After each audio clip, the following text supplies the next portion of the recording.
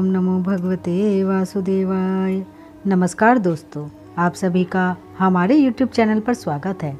आज हम कार्तिक मास महात्म्य के 23वें अध्याय का श्रवण करेंगे।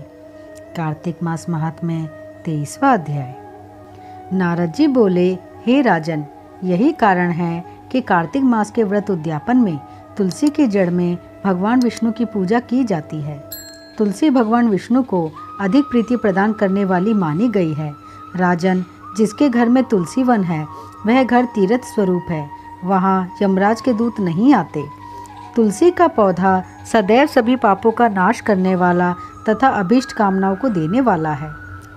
जो श्रेष्ठ मनुष्य तुलसी का पौधा लगाते हैं वे यमराज को नहीं देखते।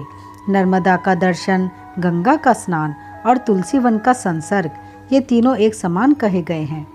जो तुलसी की मंजरी से संयुक्त होकर प्राण त्यागता है वह सैकड़ों पापों से युक्त ही क्यों न हो तो भी यमराज उसकी ओर नहीं देख सकते।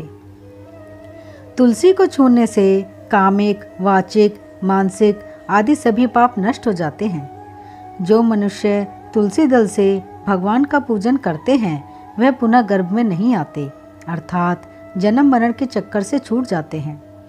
तुलसी दल में पुष्कर आदि समस्त तीर्थ, गंगा आदि नदियाँ और विष्णु प्रभृति सभी देवता निवास करते हैं।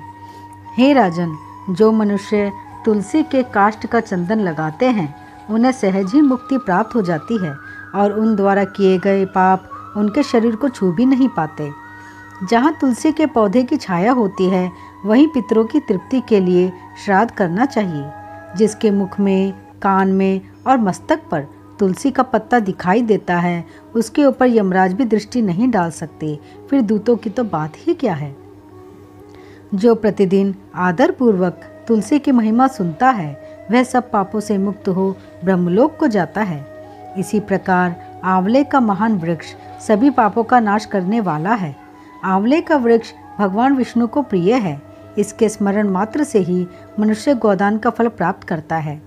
जो मनुष्य कार्तिक में आंवले के वन में भगवान विष्णु की पूजा तथा आंवले की छाया में भोजन करता है उसके भी पाप नष्ट हो जाते हैं।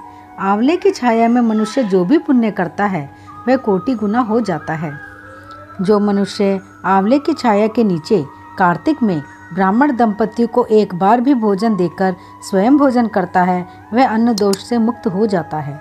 लक्ष्मी प्राप्ति की इच्छा रखने वाले मनुष्य को सदैव आंवले से स्नान करना चाहिए। नवमी, अमावस्या, सप्तमी, संक्रांति, रविवार, चंद्र ग्रहण तथा सूर्य ग्रहण के दिन आंवले से स्नान नहीं करना चाहिए। जो मनुष्य आंवले की छाया में बैठकर पिंडदान करता है उसके पितर भगवान विष्णु के प्रसाद से मोक्ष को प्राप्त होते हैं। जो मनुष्य आंवले के फल और तुलसी दल को पानी में मिलाकर स्नान करता है उसे गंगा स्नान का फल मिलता है। जो मनुष्य आंवले के पत्तों और फलों से देवताओं का पूजन करता है उसे स्वर्णमणि और मोतियों द्वारा पूजन का फल प्राप्त होता है। कार्तिक मास में जब सूर्य तुला राशि में होता है तब सभी तीर्थ, ऋषि, देवता और सभी यज्ञ आंवले के वृक्ष में वास करते हैं। जो मनुष्य द्वादशी तिथि को तुलसी दल और कार्तिक में आंवले की छाया में बैठकर भोजन करता है उसके 1 वर्ष तक अन्न संसर्ग से उत्पन्न हुए पापों का नाश हो जाता है। जो मनुष्य कार्तिक में आंवले की जड़ में विष्णु का पूजन करता है उसे श्री विष्णु क्षेत्रों के पूजन का फल प्राप्त होता है। आंवले और तुलसी की महत्ता का वर्णन करने में श्री ब्रह्मा जी भी समर्थ नहीं है, इसलिए धात्री और तुलसी जी की जन्म कथा सुनने से मनुष्य अपने वंश सहित भक्ति को पाता है।